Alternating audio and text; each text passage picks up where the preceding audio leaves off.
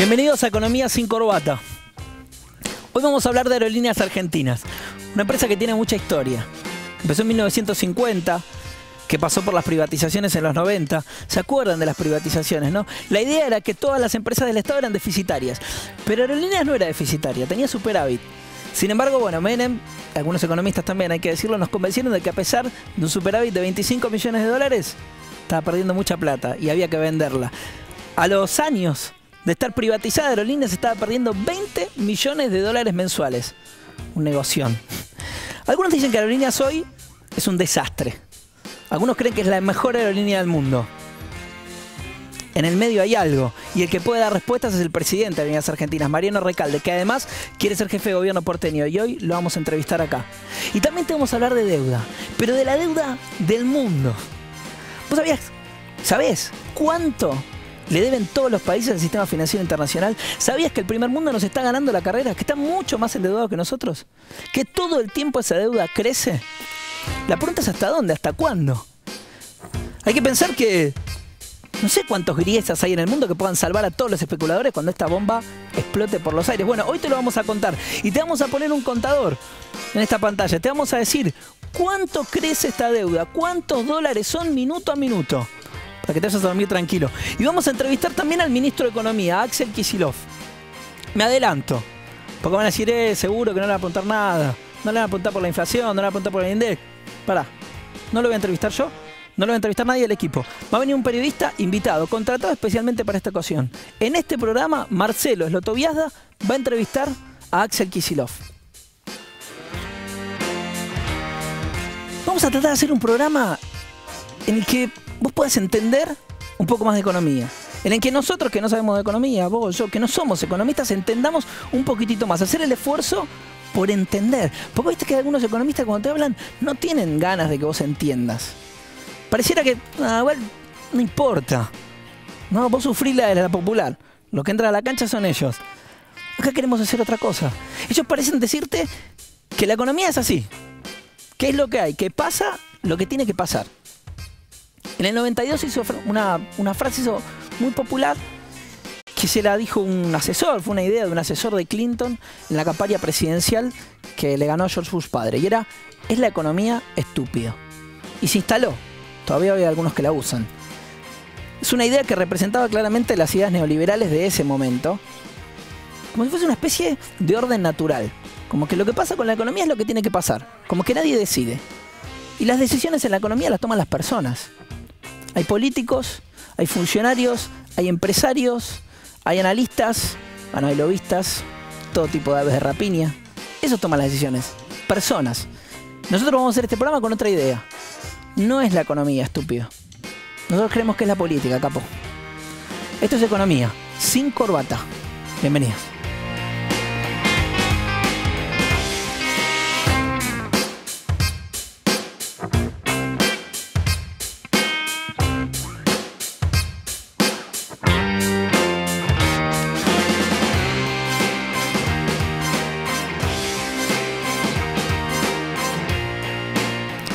Bienvenidos a Economía sin Corbata, primer programa, primera edición. No voy a estar solo, aquí va a haber columnistas y en este momento están conmigo el señor y el caballero. Preséntense, por favor, digan ustedes. Bueno, ¿qué tal, Pablo? Agustín, Tomás, digan. Buenas noches. Sí, Agustín Datelli, mi nombre, economista. Vamos a estar acá haciendo Economía sin Corbata. Muy bien, Tomás Luquín, yo soy Tomás Luquín, soy economista. Pablo, soy economista y periodista. Muy bien, me parece espectacular. Dos de los economistas, ellos son los que saben, son los que me van a acompañar, los que nos van a ayudar a tratar de entender un poco más. Y una de las cosas que vamos a hacer, se los prometía recién, es ver cuál es la deuda que todos los países del mundo tienen con el sistema financiero internacional. Eso va a aparecer acá en cualquier momento. Esto que está acá, ¿qué es exactamente, Agustín? Mira, te cuento, ese número que estamos viendo ahí, primero es enorme, ¿no? Es enorme, 55, casi 56 billones de dólares, ¿no? Fíjate la cantidad de decimales que tenemos, ¿no? 12 ceros. 12 billones. Ceros. Muy grande. Billones. Pero fíjate que lo que es interesante, más allá del número en sí mismo, que a veces solito no dice mucho, es el ritmo ahí al cual se va moviendo. ¿Viste? Recién ahí vos mirás y vas viendo tic, tic, va cayendo y va cayendo. Si haces una cuenta y llevas eso al movimiento que tiene por segundo, te da que esa deuda mundial, o sea, la deuda en dólares que todos los países del mundo van emitiendo constantemente, mientras vos y yo estamos acá charlando, eso se va moviendo. Fíjate que aumenta a 85.561 millones de dólares por segundo. ¿Sí? 85.000 millones, no, disculpame, 85.561 dólares por segundo. Ah, ¿sí? Okay. Ahora, fíjate lo siguiente. Cuando vos mirás el PBI, el Producto Bruto Total, ¿qué es el Producto Bruto? En este esfuerzo nuestro por explicar la economía, la sumatoria de todos los bienes y servicios que produce una economía en un determinado periodo de tiempo. Si vos tomás lo que produce todo el mundo y lo llevás a segundos, tomás lo que produce en un año y lo llevás a segundos, te da que eso aumenta a 63.787 dólares por segundo. O sea, el trabajo concreto, lo que trabajamos todos los seres humanos constantemente. Real, lo que producís en términos generamos reales, bienes, servicios. La deuda esa crece a un ritmo más alto, más fuerte que lo que crece la producción real de la economía. Algo raro el último tiempo, los últimos años, está pasando. No me dan los números, Agustín. No es me un fenómeno que empezó hace varios años, hace varias décadas, la financiarización de la economía. Y tampoco hay que tener tanto miedo con el crecimiento de este dato, porque como decías vos, la mitad de la deuda está explicada, la mitad del crecimiento, este número que vemos acá atrás, la mitad o casi la mitad es Estados Unidos. Y Estados Unidos no es un país con riesgo de default, que es lo que nos importa a los países periféricos o países subdesarrollados. ¿Qué significa? Paramos. Porque ya, viste, no es un país con riesgo de default. ¿Por qué? ¿Qué significa? ¿Por qué no tiene riesgo de default? Porque en términos políticos, Estados Unidos es el país que emite deuda todo el tiempo, constantemente para financiarse, pero tiene la maquinita de hacer dólares. ¿Pero eso es literalmente así o es una forma de decir? No, es literalmente. ¿De verdad hacen los dólares y los ponen y listo? Sí. ¿No tienen respaldo? Hay un respaldo y no tiene, son ellos. Es un tema para dedicarle un informe entero. No, bueno, lo vamos a sacar para otro programa. Confianza. Lo vamos a sacar para otro programa. La confianza, es importante. fíjate, ellos confían en Dios, dice, in God we trust. Estamos hasta las manos. Ese es el respaldo que tiene el dólar, además de las armas nucleares, ¿no? El problema con este crecimiento tan fuerte del mercado financiero es que el sector financiero, ¿para qué nace en origen? ¿Por qué aparece en el mundo el sector financiero? Porque lo que apunta es a canalizar ahorro de determinados sectores a inversión productiva en otros, y tiene que cumplir ese rol. Esto lo que nos muestra, que crezca más rápido que la producción, es que el sistema financiero se ha transformado en un gran casino internacional meramente especulativo y que empieza no solo a no ayudar a la producción, sino a traducirse el mismo sistema financiero, a transformarse en una fuente de inestabilidad.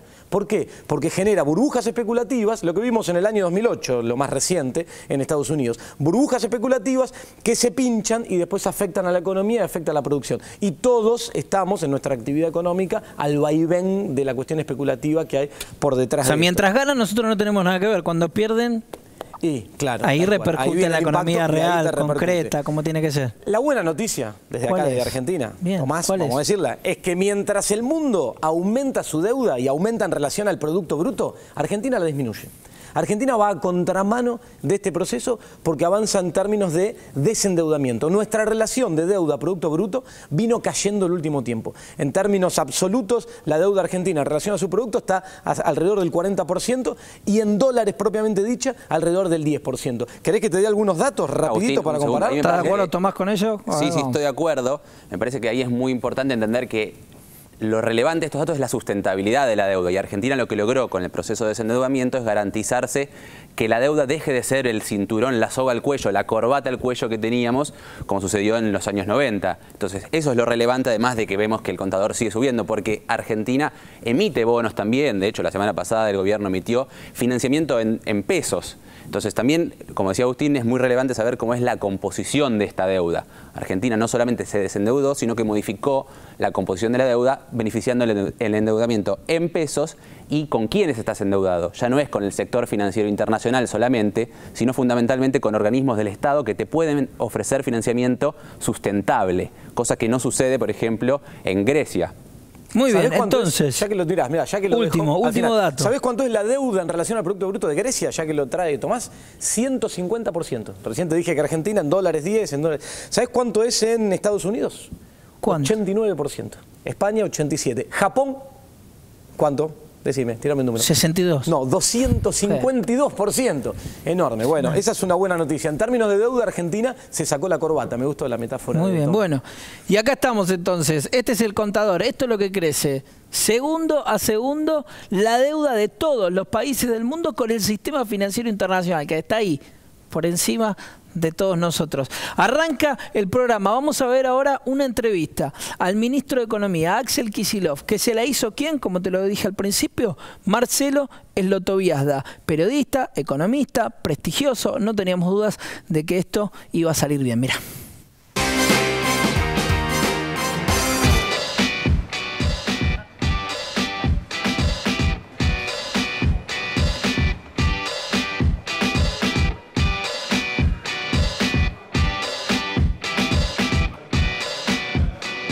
¿Cómo estás? Buena. ¿Todo bien? Cecilia. ¿Cómo va? Marcelo, en minutos nada más es la entrevista con el ministro. ¿Cómo te preparaste para el encuentro? ¿Cómo te preparé? Mirá, old school, una periodista vieja escuela. No, pero para estas ocasiones el papel da seguridad. ¿Nervioso? ¿Te pone nervioso aún sabiendo de tu experiencia? Sí, claro, claro. Si no te pones nervioso en ocasiones especiales, entrevistar a un ministro tiene una particularidad, es que no te corre sangre, que no estás viviendo el momento. Hola, ¿cómo estás? ¿Cómo andás? Lo primero, Axel, que tengo para decirte es, se sabe que vos hablás mucho, de hecho cuando Cristina te da paso para algún anuncio en la cadena te dice Axel, sé breve. Así que, Axel, sé breve, así podemos hacer la mayor cantidad de preguntas. Perfecto, pero si a ella le hago caso más o menos... No, a ella le haces caso. No, trabajo... La primera, de todos los problemas que hay en política económica ahora, ¿cuál es el que más te preocupa? Y el que más me preocupa es lo que yo llamaría la profundización de la industrialización. Me explico. Durante décadas, desde la dictadura militar hasta, por ponerle una fecha, el 2001, hubo un proceso en la Argentina que fue lo que se conoce como neoliberalismo, políticas siempre muy parecidas, el problema de la deuda, el ajuste estructural, etc. Pero lo que pasó a nivel de estructura productiva del país es que esa industria que había nacido en los 40, que había prosperado y puesto a la Argentina en el papel de la mayor economía industrial regional... No me hagas toda la historia argentina. Bien, pero en 2001 quiebra ese modelo neoliberal. Y después de eso, a partir de 2003, con Néstor y después con Cristina, se empezó a reestructurar la posibilidad desde la política económica de esto que llamamos crecimiento con inclusión social, que no es otra cosa que reindustrializar el país, desde el punto de vista productivo. ¿Por qué digo que es el principal problema? Porque siempre, en todos los países del mundo, cuando se industrializaron, hubo etapas distintas. Una primera etapa que es más sencilla, porque se crean condiciones. Disculpa que te interrumpa. Apuntaba a los de coyuntura, me refiero, inflación, estancamiento productivo, de los de coyuntura. Pero es parte de lo mismo y después lo relaciono muy sintéticamente. La cuestión central, creo yo, es que habiendo creado miles y miles de nuevas empresas, ramas que estaban terminadas, como el caso de la industria del juguete, que había prácticamente desaparecido en los 90, finalmente con la entrada de importaciones, como la industria textil, como el avance que hubo en la industria automotriz y autopartista. Bueno, todo eso hay que consolidarlo. Y la macro tiene que estar en función de eso, porque nosotros tenemos que tener una capacidad productiva en lo industrial que sea competitiva. Tenemos un campo que es muy competitivo por condiciones naturales, por ingreso de tecnología. Pero todo lo que estamos discutiendo en términos de precio, en términos de tipo de cambio, en términos de financiamiento, de tasa de interés, tiene que ver finalmente con para qué lo haces. Porque generar estabilidad por la estabilidad misma no tiene mucho sentido. Eso es algo que nos vendieron como la cuestión central para el desarrollo del país. Pero no fue así, porque siempre que nos vendieron estabilidad, hicieron cosas que terminaron estallando y generando más pobreza.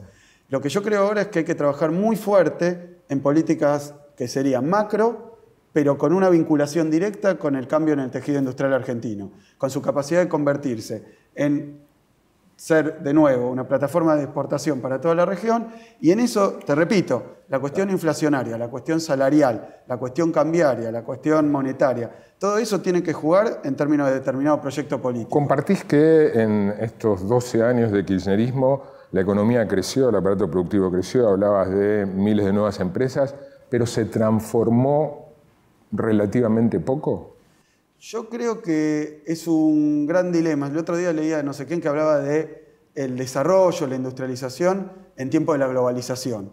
La verdad que darle un perfil productivo al país, industrial productivo, es un gran problema. ¿Por qué? Primero porque nosotros heredamos, después de la fase liberal, una economía tremendamente extranjerizada y muy concentrada. Y además con determinados sectores que juegan en un tablero que es más grande que el tablero nacional. Entonces es muy difícil hoy pensar que el proyecto para la Argentina es solamente abastecer el mercado interno. Con eso no alcanza. O que es solamente, es producir todas las cosas que se producen en el mundo. Eso no va a pasar en la Argentina. Con lo cual, evidentemente, nosotros venimos muy condicionados, pero hemos logrado que surjan o resurjan nuevos sectores, digamos, que habían existido antes, que tienen potencialidad de ser importantes a escala regional y a escala global. Pero coincidís con esta caracterización de que la transformación fue escasa. La transformación productiva, no el crecimiento. Yo creo que Argentina volvieron algunas industrias, como es el caso de la metalmecánica, que uno puede decir, ¿fue transformación o no fue transformación que volviera a la industria metalmecánica? El otro día lo hablaba con Antonio Caló. Ellos tenían 50.000 afiliados, la UOM, ahora tienen 250.000 afiliados. Es enorme lo que ha pasado. Ahora, eso logró profundizar nuestra capacidad industrial. ¿Logró? Y en algunos sectores sí, en otros no. Nosotros hicimos un satélite, por ejemplo, es decir, que eso habla de una integración entre metalmecánica y tecnología, pero ese casamiento tiene que ser en todos los sectores, con la tecnología. Hoy nosotros no vamos a ganar produciendo el Ford Falcon. Tenemos que conseguir modelos de autos que las partes se puedan producir en el país. Yo creo que este es el dilema para adelante de la Argentina, que va a requerir, como requirió mucho esfuerzo, rearmar la industria, ahora profundizar y darle más potencialidad, va a requerir mucho más esfuerzo. Yo creo que el desafío del futuro es ese.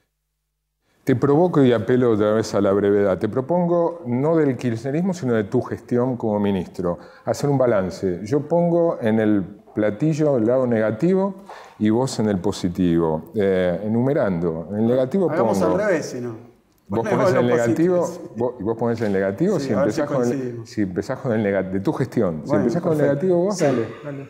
Ah, pero empiezo yo también. Y... Bueno, no, yo creo que nosotros cuando asumo como ministro, antes había sido viceministro, con lo cual hay una continuidad en el trabajo y antes había trabajado de gerente financiero en aerolínea, con lo cual yo veo mucha continuidad. Hagámoslo numerativamente. Bien, cuando empieza la gestión, que es más o menos noviembre de 2013, lo primero que ocurre fue esa enorme tensión cambiaria que se produjo en la Argentina.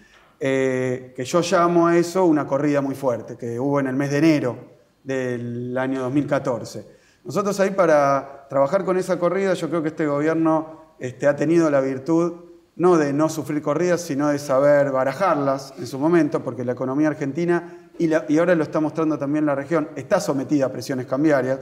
En ese momento todos decían Argentina... No estás cumpliendo el pacto. Entonces, primera cuestión, ¿cómo resolver la cuestión cambiaria? Yo creo que un tema que nosotros tenemos que profundizar y que falta es un reacomodamiento del sector financiero argentino. El sector financiero argentino se han hecho muchas cosas, se ha cambiado la carta orgánica, se ha mejorado la capacidad de control desde el Banco Central, desde la Comisión Nacional de Valores, pero acá hay que avanzar en el cambio estructural del sector financiero. ¿Por qué? Porque tiene que estar al servicio de la producción. Eso se logró imperfectamente. Yo creo que falta mucho para trabajar en el sector financiero. ¿Qué más en lo negativo? Después, segundo punto, con el campo, con el tema del campo. Me parece que el tema del campo nosotros le dimos un enfoque, que lo presentaba el otro día la presidenta, superador en la cuestión de segmentación de la problemática del campo y de las economías regionales.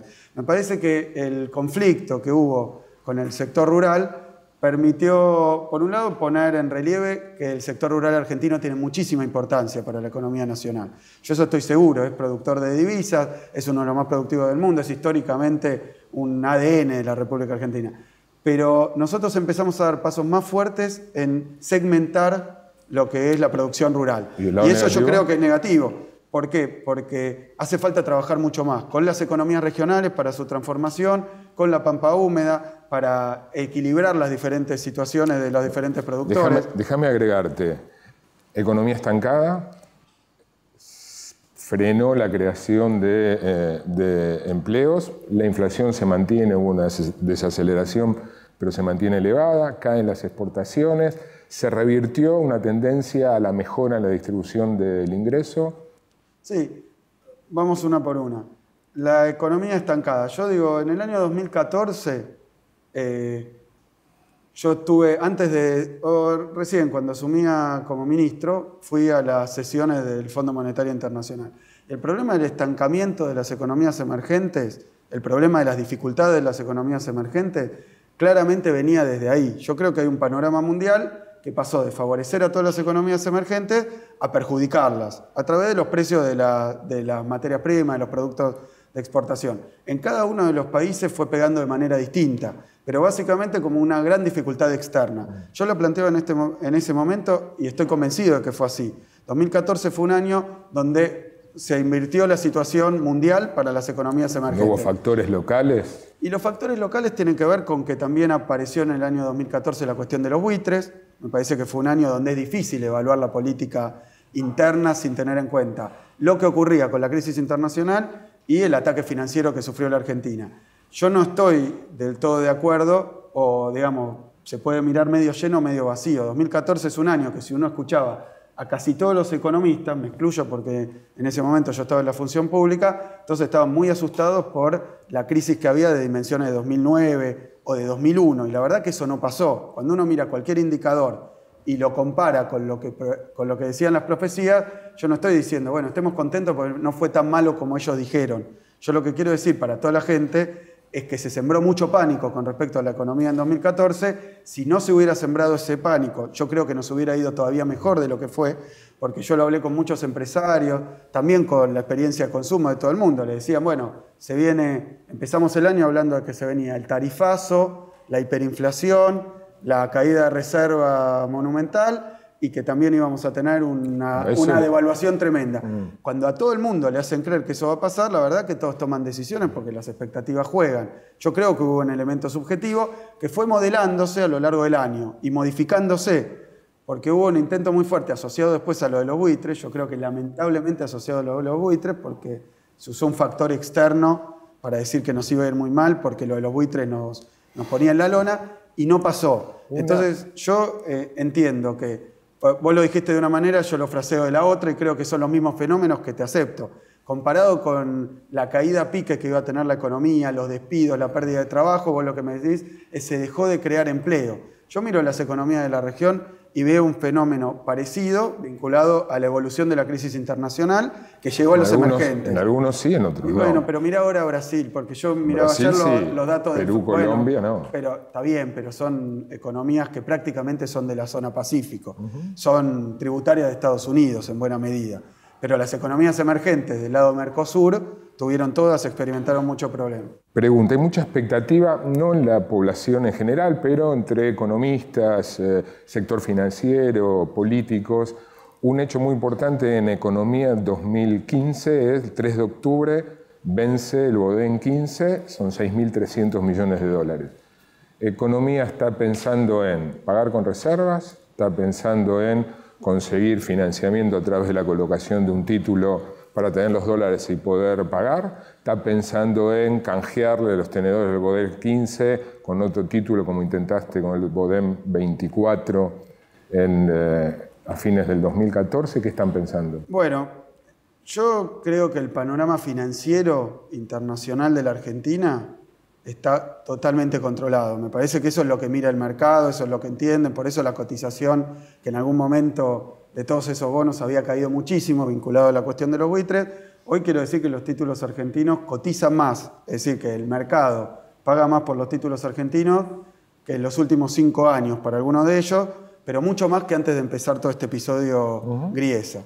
O sea, me parece que el año pasado también, volviendo a las falsas expectativas y falsos pronósticos, yo repasaba el otro día, decían que íbamos a terminar con 22.000 millones de reservas, algunos decían con 15.000, el que más decía era 22.000. No creían en el swap chino. Y terminar en todos los instrumentos que uno tiene, no creían en la política económica del gobierno que hizo que termináramos en 31.500 millones de dólares. Quiere decir que hoy estamos, aún si pagáramos de reserva el Bodén 15, mejor que lo que todo el mundo decía que íbamos a estar a fines del año pasado. ¿No descartás pagarlo con reservas si no se dan las condiciones para tomar deuda u ofrecer un canje? De una forma o de otra siempre se pagan con reservas. Lo que quiero decir es que uno puede preguntarse cómo vamos a hacer para mantener niveles de reserva a pesar de ese pago que viene, exceptuando un canje explícito de ese bono. Yo lo que veo es que el mercado internacional, lo sigo diciendo porque es verdad, cada vez que me junto con algún inversor, quiere poner plata en la Argentina, esa es la situación que se está viviendo, con lo cual yo veo muchísimas posibilidades. De nuevo, la pelea con los fondos buitres y la pelea con Griesa es algo que está tiñendo de alguna manera toda la situación de los títulos argentinos, pero no tanto como para que el mercado les crea a ellos. Creo que nos ha creído a nosotros, que es que tenemos capacidad de pago, que vamos a pagar todos los vencimientos y que la situación financiera está más controlada que lo que nadie pensaba, y yo creo que con un panorama de ninguna incertidumbre, porque el Bodem 15, ese bono que vos decís, si lo vamos a canjear o no, yo recuerdo que ya ofrecí un canje de ese bono y no entró nadie al canje. No entró nadie porque fue realizado cierta improvisación, falta de profesionalidad. No, eso es lo que dijo el mercado, porque el mercado quería que lo hiciéramos con un banco. Y a mí me vinieron a decir, tenés que hacerlo con un banco, y yo dije, nosotros no vamos a pagar comisiones, pero eso fue una demostración de fuerza. Y me parece que el fracaso de esas posiciones también muestra la debilidad de esas ideas. ¿Por qué? Porque había un bono que todos decían, no lo van a poder pagar, el Bodem 15. Entonces yo dije, no lo vamos a poder pagar. Yo, al precio actual de mercado, lo pago adelantado. te lo pago en dólares. Te lo pago adelantado en dólares. Y nadie lo aceptó. Yo no veo improvisación en eso. Lo que veo es que el mercado quería hacer un negocio. No le proporcionamos ese negocio y el inversor dijo, hay dos posibilidades, que paguen o que no paguen. Cualquiera que pensaba que hubiera una mínima posibilidad de que no pagáramos, hubiera ido y se hubiera llevado sus dólares.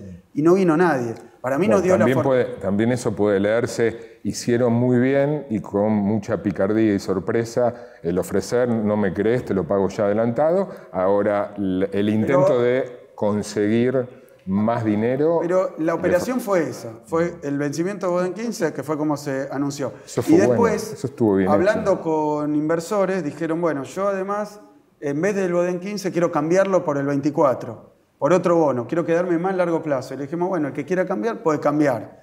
Y otros dijeron, y yo además, con lo que voy a cobrar, quiero poner como, porque en el canje había una parte de efectivo, quiero además, con el efectivo, comprar más bonos. Y todo eso pasó. La verdad que todo eso que nosotros dijimos pasó. Yo sí escuché esto de improvisación, pero como lo escuché, mira, primera vez que me aparece así tan claramente, pero lo escuché como los operadores del mercado de siempre, que querían otras cosas, porque hasta el último momento querían que les cambiáramos los precios, se los mejoraron. Pero cualquiera que esté en esta colocación, ya sé. No, está reflejando una opinión.